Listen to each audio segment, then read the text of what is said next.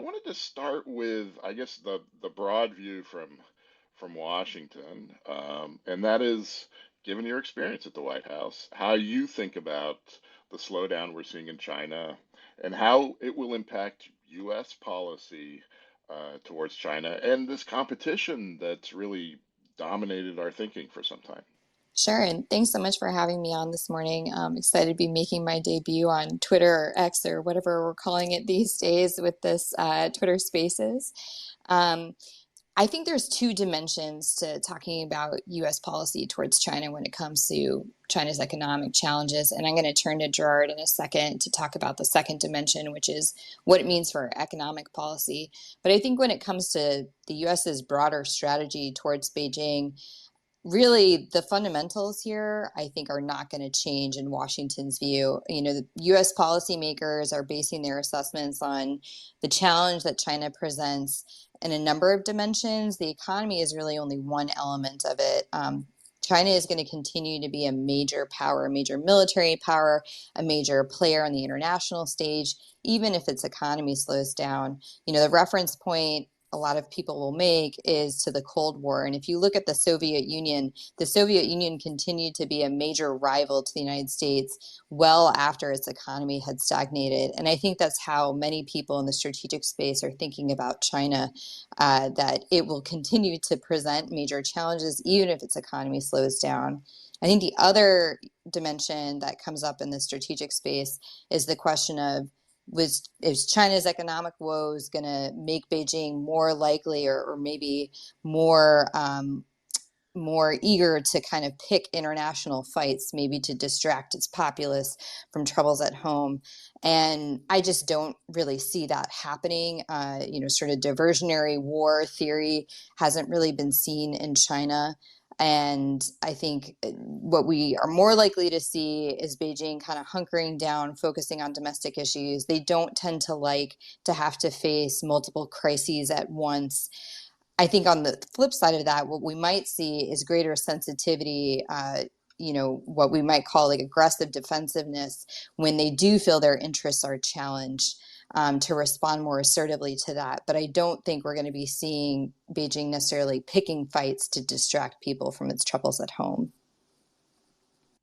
It does feel though, like this summer has seen like a kind of shift in the narrative on China here in Washington and elsewhere. We had in our piece today, we quote Richard Fontaine, who's the CEO of the Center for New American Security here in Washington, talking about how the conventional wisdom seems to be flipping from a concern with the unstoppable rise of Chinese power to this worry about a irrevocable decline of China's economy, and also pointing to its demographics and population.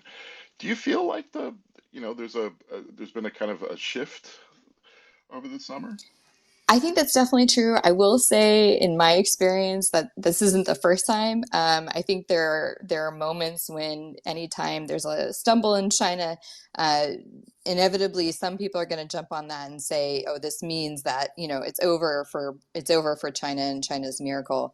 I will say, I think, kind of broadly speaking, a huge driver of China's international influence, and particularly with developing countries, has been this notion of its inevitable rise and its economic miracle. And I think if it looks like they are no longer experiencing that miracle, that might take some of the international shine off China. But I wouldn't overhype that. I think for a lot of countries, China is still going to be a major market, a major player, a major economy, and the change might be marginal. I do think sort of the flip side of that is, there is a narrative longstanding in Beijing of China's inevitable rise and the US's inevitable descent. And I think maybe that argument is a little bit harder to make now that the U.S. economy seems to be doing a little bit better than China's. But again, I don't know that I necessarily see them changing their strategy based on that fact. The only other thing I'd mention is kind of we've been talking about sort of the strategic conversation in Washington. There's obviously also a political conversation.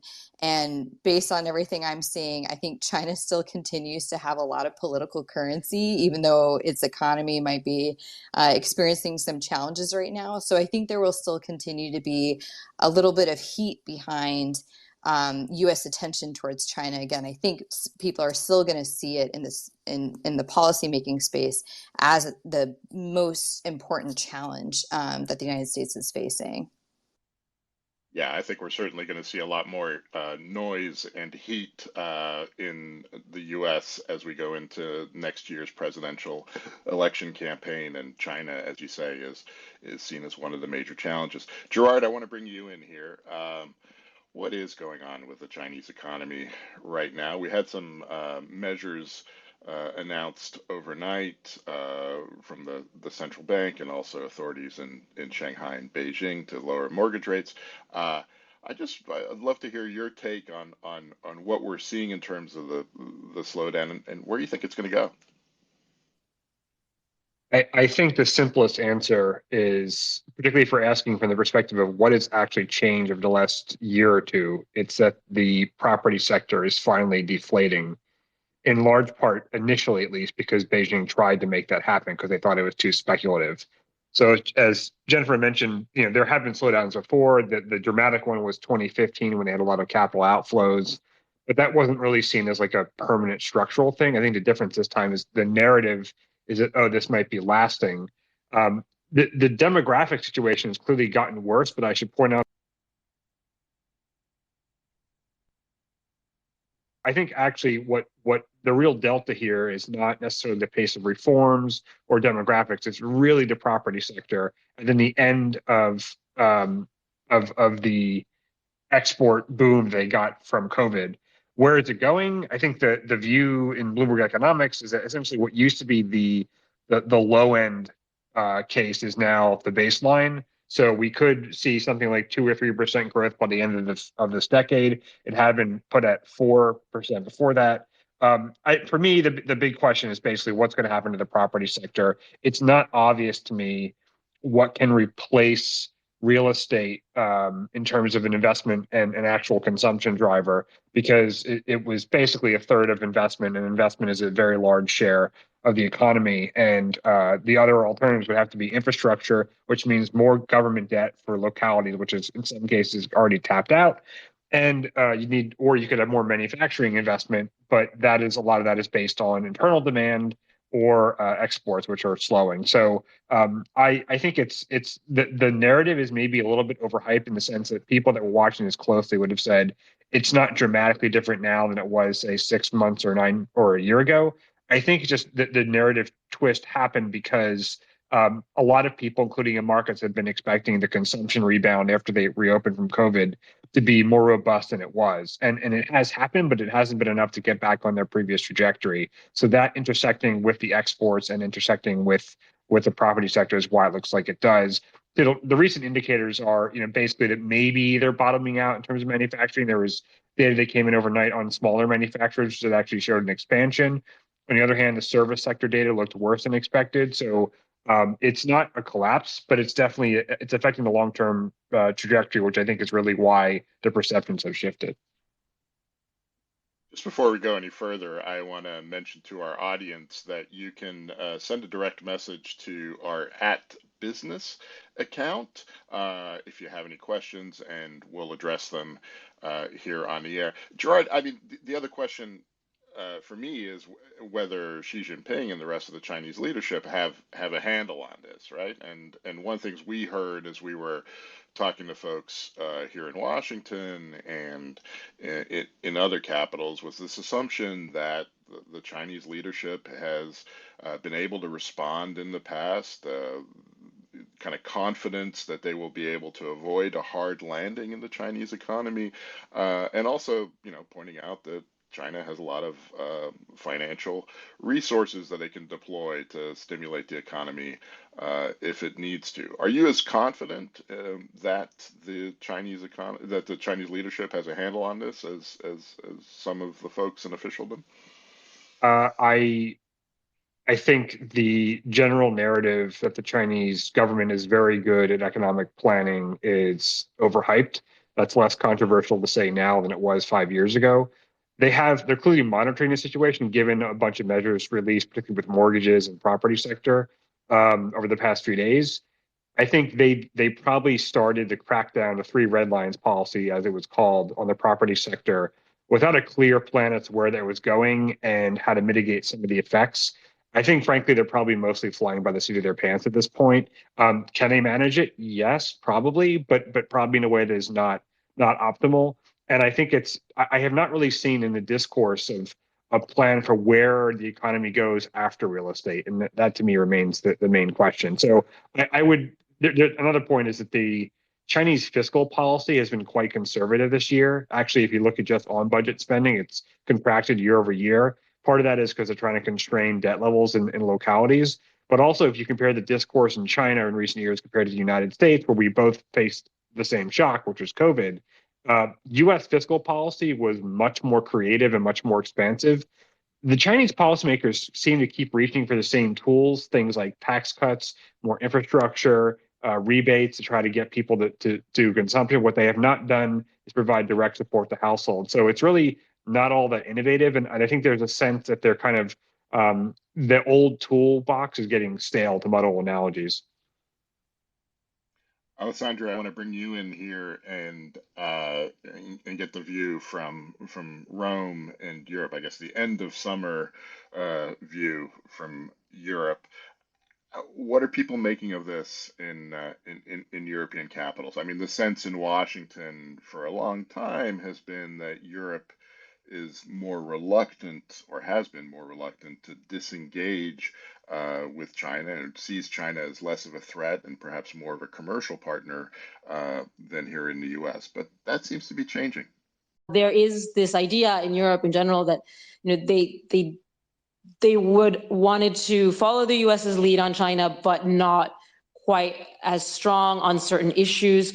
They were concerned about the relationship with China. Of course, when you talk about Europe, we're talking about lots of different countries. Each one has its own policy. There is also a EU Brussels view. We spoke to people in Berlin, in Rome, in Paris, and in Brussels. And the view seems to be that, particularly because China is slowing and it seems to be structural. I mean, one of our sources was saying, well, maybe it's a little bit like Europe after the big boom, after the big economic boom, you can't get that same kind of growth. And so it's something that going forward, they're not going to go quite the same way. But the capitals are concerned that, China shouldn't be left alone, shouldn't feel too threatened. So they're backing away slowly, one could say, from certain investments. But overall, they don't want China to feel ill at ease. And also consider, the EU's trade deficit with China is over $1 billion a day. So that's not going anywhere. What is happening is a lot of companies are sort of disinvesting. They're looking to India, they're looking to Southeast Asia. So the relative weight, of China is likely to decrease. But definitely this idea that Europe wants to help China, there are opportunities there for some companies, but they'll follow the American lead to a point. And this gets at, and I was listening to the German ambassador, or the new German ambassador to Washington earlier this week, talk about this. But it gets to a little bit also what you were talking about, Jennifer, earlier on, which is, a slower China is just a less attractive China for investors, right? For foreign investors. And we had this, pretty also this week, pretty stunning statement from Gina Raimondo, the U.S. Commerce Secretary, as she was racing on a high-speed train from Beijing to Shanghai, talk about how she increasingly was hearing from U.S. companies that they saw China as uninvestable.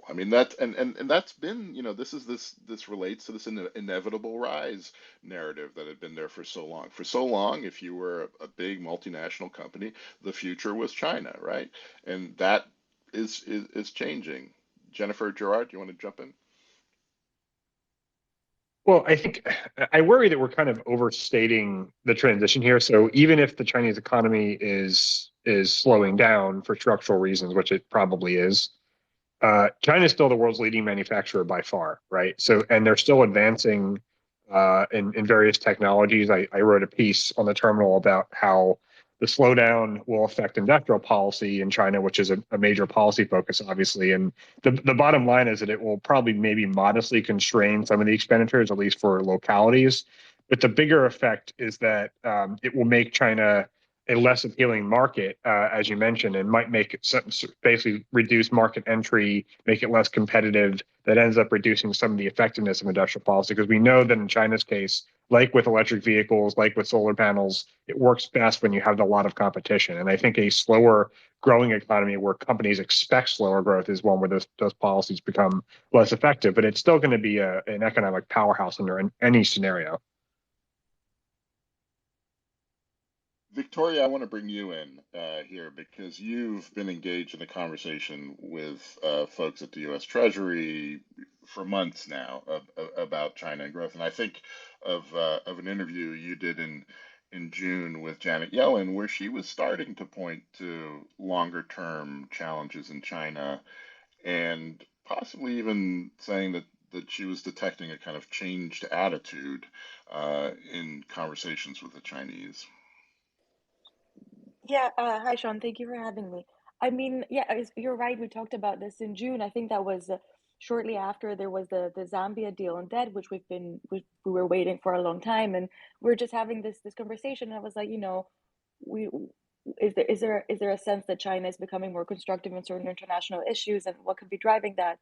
And I think the secretary mentioned at the time that it could be that, they have these like long-term economic problems that we've discussed on this Twitter space, that, there are the structural issues in their economy, the demographics, the youth unemployment. So, it could be that they just want to, put out a message to foreign investors that they are, cooperative, they are constructive, and they are, open for business, and they can sit at the table and talk. So I think that was like one of the first times we started thinking about it, at least internally, as an issue. And I mean the kind of mood in the relationship, right? That's been such a theme this year. I mean, it feels like a long time ago, but the Chinese spy balloons flying over America, and the reaction that we had then, the kind of the real attempts that we've seen from the Biden administration to re-engage in recent months. Gina Raimondo's trip this week was seen as pretty important. Jennifer, do you want to just talk a little bit about Raimondo's trip and also about the Chinese reaction? Sure thing. So I think as folks are tracking, Raimondo was the fourth senior U.S. official to go to China in recent months, following Secretary of State Tony Blinken, Treasury Secretary Janet Yellen, and Climate Envoy John Kerry. Raimondo's trip, I think she was going with sort of a similar mission, a similar tone of, seeking to persuade China that we're not trying to contain China, that the export control measures that her department in particular manages are aimed at sort of a narrow band of technologies that the U.S. sees as having national security implications, not aimed at kind of constraining China's broader economic growth. And I think what was interesting from her trip in comparison to the prior officials was the kind of tone surrounding it, the atmosphere around it seemed far more positive, again, despite the fact that, she arguably represents the department that's dealt the most damage to China's economy in terms of those export controls. And yet the tone of her meeting seemed very positive. Even her comments about China's investment environment did not seem to spark as strong of a reaction. And we started to see kind of a mirroring of tones in Beijing in terms of what their expectations are now for these meetings. In advance of Raimondo's departure, National Security Advisor Jake Sullivan, was trying to kind of downplay expectations for the trip and saying, this isn't about producing major deliverables. This is about just keeping communication channels open. And I recall seeing a couple of commentaries in Beijing while Raimondo was there, echoing that same thing, that, this isn't about major deliverables. This is about keeping the channels of communication open. And even the outcomes from her trip, for example, the export control information exchange mechanism, it's clear from how Raimondo was describing it, that's not about changing U.S. policy. She seemed to be quite emphatic that the U.S. is not considering changing its policy on export controls. It's more about sharing more information with Beijing so that they understand the scope of them. So I think from my perspective, this is an indication that U.S. policy towards China, this competitive stance, is maturing. It's not really shifting. This is kind of an outgrowth of what the Biden administration has been trying to do for some time, which is, maintain stability in the relationship while continuing competitive actions. And Beijing, for the first few years, was very reluctant to even accept a sort of competitive frame for the relationship. And fought against that for some time. And what I saw this week with Raimondo being in Beijing seemed to be a little bit more perhaps begrudging acceptance of, this is the reality now of U.S. policy. It's not going to shift. And I mean, do you think that kind of grudging acceptance is related at all to the fact that you have a weaker economy, that China's economy or China's position just may not be as strong? Yeah, I think it's probably not entirely coincidental. And, even creating some sort of positive vibes from having your commerce secretary who, yes, her department controls the export controls, but they obviously control the commercial relationship as well. That, can't hurt to try and create some sort of positive atmosphere or sense that things might be moving in the right direction. And some of the other deliverables from her trip, another iteration of the tourism summit, starting of this sort of commercial working group, I think are aimed at doing that, creating some sense that there might be areas for improvement, even if marginal, in terms of the commercial relationship. I mean, it's for years now, and it goes back to the Trump administration. One of the things I kept hearing from former officials was a kind of a real feeling that this dialogue, just a conversation between the U.S. and China, had really dried up, and that you had even lower level conversations that just weren't happening the same way that they used to in the past. But we seem to be kind of returning to normal a little bit. And, in the normal world, and I want to come back to you here, Victoria, we would have a kind of fall full of summitry. We've got the G20, although we learned yesterday that Xi Jinping is probably not attending that. We've got APEC coming up. We've got the ASEAN summit. Traditionally, this is where leaders have their bilaterals on the side, and the kind of relationship grows. What are we going to see in the coming weeks, Victoria? Yeah, Sean, you're exactly right. I mean, I think over the past years, conversation at pretty much all levels has kind of stopped, and especially at places like the Treasury, it used to be in the past that they had very frequent talks with their counterparts, and that was a big issue because obviously, there was a lack of information about what was going on in the Chinese economy.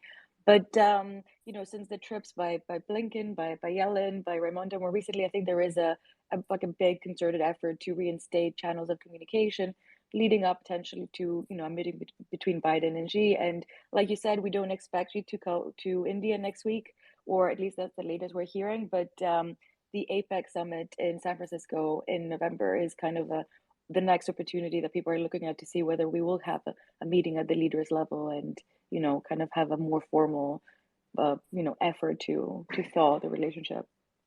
Yeah, that's going to be pretty remarkable if Xi Jinping comes to San Francisco on the eve of a U.S. election year.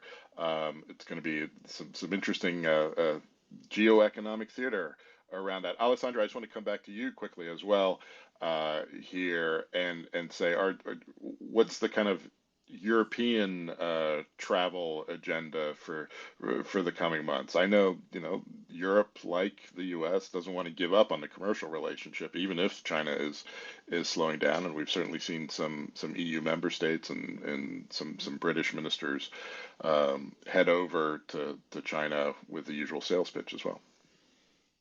Well, yeah, absolutely. I don't think they can give up on the relationship. There's no option there, as you were kind of saying. There are going to be other opportunities, and I think there are several issues in Europe because, for example, I'm in Rome right now, and Italy is a partner in the Belt and Road. It's the only G7 nation which is in that. And they've sort of been encouraged by the US to get out of that, back away, but they're doing it slowly. And so that's sort of the tone. In many ways, they're actually not backing away from Belt and Road, but they're emptying it out. For example, there are now more increasingly in Europe, we see, export control measures of different kinds. Italy just passed one.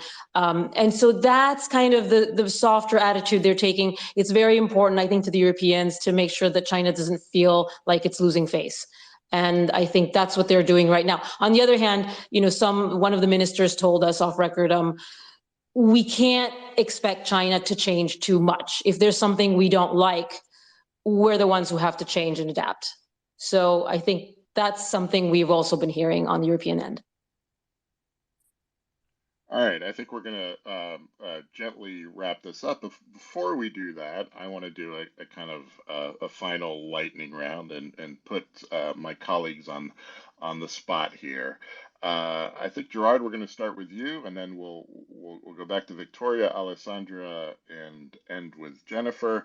I'm going to ask you a simple question, ask you for a punchy answer, and that is, when we gather back here a year from now, on the eve of the Labor Day weekend and the traditional end of summer here in the United States, which economy is going to be in better shape, the Chinese economy or the U.S. economy? And maybe we should bring in the European economy as well. And yes, I know I'm putting you on the spot, but that's why I'm here. I think cyclically, it might look like the Chinese economy has recovered, whereas the U.S. economy possibly could be in a brief recession. I think in the longer term, one thing just to emphasize with China is how government policy interacts with this problem, how they try to address it, whether it changes sentiment, particularly sort of in the technology and investment community, because a lot of this is basically within the hands of Beijing of how can they actually mitigate these issues and address the concerns that a lot of investors, including Chinese investors, have. Victoria, I'm going to go to you. I'm sure they're incredibly confident at the U.S. Treasury that everything's going to be fine in the U.S. economy, but what do you think? Well, I mean, I think the sense for now is that, Beijing does have the tools to deal with like a large part of the issue the crisis it's facing, the slowdown it's facing, I guess. So I think whether they do that and the extent to which they do that and how they do that will determine the answer to your question. So I don't know that part. But I think at least for now, the sense is that, while this is obviously like a headwind for the global economy and it is a risk factor, it doesn't dent the optimism or the outlook for the U.S. economy, at least of the administration. So I think we have to wait and see what happens in Beijing. Alessandra, over in Europe, one of the interesting things that we heard in reporting this piece was some governments kind of quietly welcoming the Chinese slowdown and saying that it would help their fight against inflation, which has been pretty stubborn there. It has indeed. So I guess my answer is, we have to see what the European Central Bank does in the next couple of months, and whether that how that impacts the economy. The view from here, if I have to pick one of the three, it's still that the U.S. will ultimately, not do that badly. And China, yeah, in some ways, there was some Schadenfreude, as the Germans say, happiness that they're having some issues. You said earlier it's not all about the economy, but boy, the economy is the kind of core of the relationship and has been for a long time, right? No, I think that's right. It was often considered sort of the ballast of the relationship, particularly when China, was no longer kind of the Cold War ally that it had been. So I think going forward, it'll be interesting to see, again, coming off of Raimundo's trip, whether or not there is that sort of ballast, whether or not the business communities are really vouching for, kind of stabler ties in going forward. But as Gerard noted, China is going to continue to be a major market, a major economy. So to a certain extent, we shouldn't overhype the implications of that there. And in terms of where we'll be a year from now, I totally agree with everything he said in terms of like what the fundamentals will be going forward.